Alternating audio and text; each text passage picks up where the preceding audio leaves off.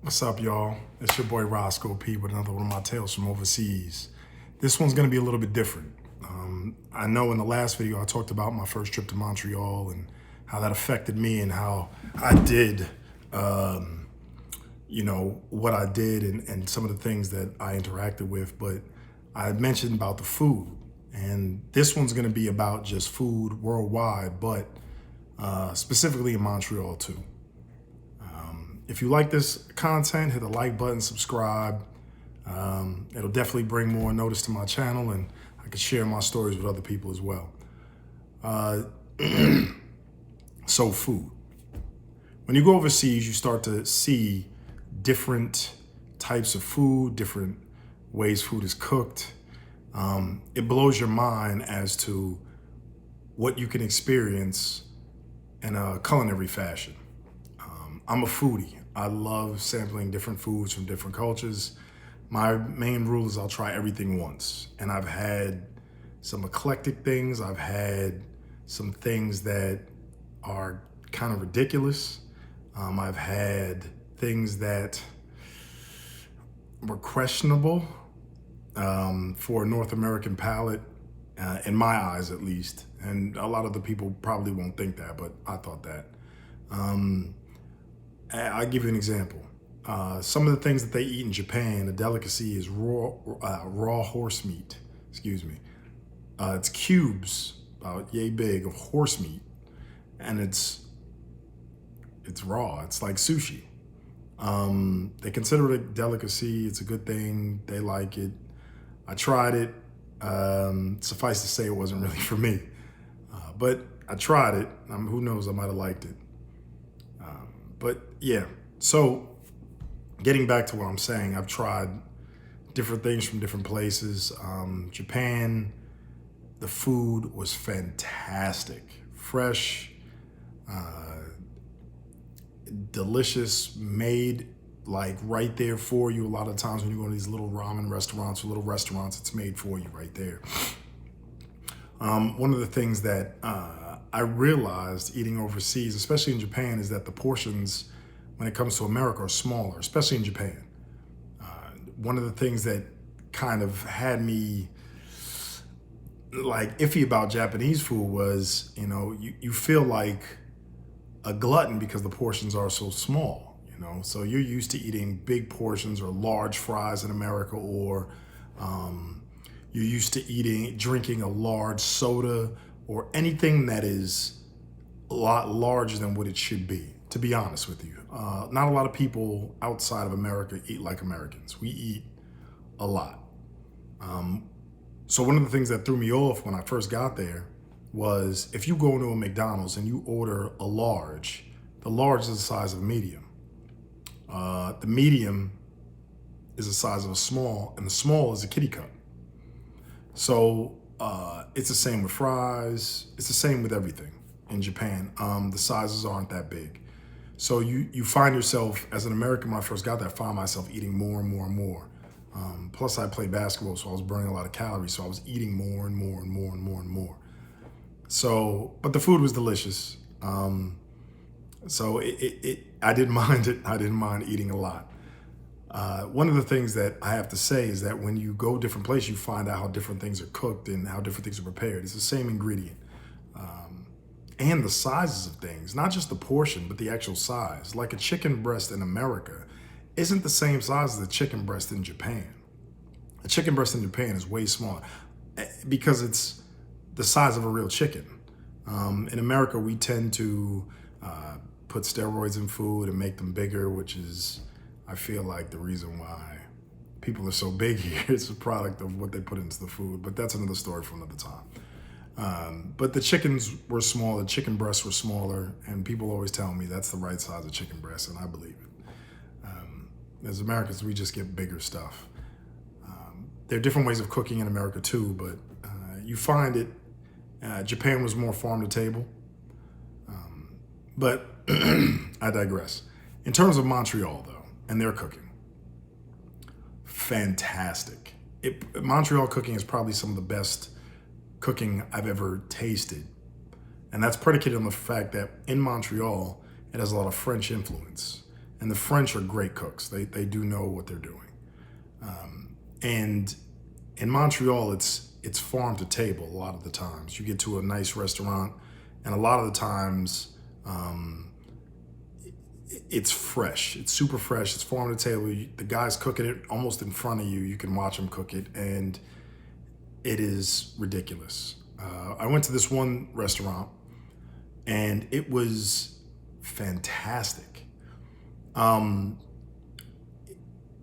For example, I'll just give you an example of what I had. I had this thing called a PDK, right, which is pork, duck, and I forgot what the K stood for, but I digress again. And so it came in like a Chinese food container, and it was literally just macaroni and cheese, foie gras, which is duck liver if nobody knows, and pork. But the pork was made special, and the pork was grown by this guy. So the guy owned the restaurant, and he would, he raised the ducks, he raised the pork, and the maple that covered the maple ham was sapped from his trees. So everything was literally his farm, to the chef, to the table. No preservatives, no additives. And it was probably the best food I'd ever had, predicated on the way they cooked it, how it was prepared. It was fantastic. It was the best food I've ever tasted. And Montreal is like that. Canada's like that, where you go places and you taste this food, and it is amazing. It really is. If you guys are a fan of French cooking, I advise that you guys head to Montreal if you can't make it to France. Montreal is probably one of the best places to experience that type of cooking in its purity. Like I said before, they come out speaking French, and if you tell them you don't understand French, they come out with an American accent, and they are awesome. And they are absolutely awesome. And the food is no different. It's that French-inspired food. So don't be scared to go there and order in English. Don't be scared of any of that. Everybody speaks English in Montreal. It is one of the absolute best places in terms of culture, food, nightlife, the friendliness of the people, everything. But that food, oh my goodness. And the thing about Montreal is that it's very eclectic. It's very heterogeneous. It's not homogeneous, which means there are more than one type of people there. So you will have you'll have a population from the islands. You'll have a population from Africa. You'll have a population from Asia. You'll have a population from Europe, French influence. You'll have a population from everywhere on the planet, and they converge into this one place. And normally when that happens, you're not just eating one type of food. You're eating different types of foods. I went to a spot that served Southern fried chicken, and I had an opportunity to speak to the owner, and he was from Georgia. And he was just like, man, I just wanted to open a chicken restaurant, man, and that's just what it was. And it was amazing. Chicken came in like a bucket, and what they did was, it was kind of like how they eat seafood in Maryland. Literally, the chicken's in the bucket, the guy turns the bucket over, chicken pours out on the table, and you're just eating fried chicken on the table, you know? There was a Jamaican spot that was fantastic. There's a lot of Middle Eastern and Mediterranean influences. One of my favorite restaurants in Montreal is a place called Damas. Fantastic food, fantastic. It's like Iranian, Iraqi food, but it is it is fantastic. Middle Eastern food is fantastic. They have a huge Turkish influence. A lot of what I understand too, and what I've seen in my travels, is that Turkish food is like the fast food of it all. I'll drop another video about my time in Germany, but when I was there in Germany, there was just Turkish food. Like you would have a McDonald's or something, and it was all over the place, and it is so delicious. I mean, like, fantastic. And I wouldn't have known that had I not gone on these travels and seen these places and, excuse me, and experienced all this. So during your travels, when you guys end up going, you guys might want to check these places out. Look for different things to eat and eat what the locals eat. And always try it once, because you never know what you're going to like. Because as a North American, my palate is limited. I don't know. And as an American, we tend to have more fast food than anything else. And a lot of ethnic restaurants are few and far in between. But when you go overseas, you see more ethnic restaurants, or across borders, right? Like Montreal isn't overseas, it's across the border. But when you go to those places, you see more ethnic food, because people want to introduce their food to the population, to the world.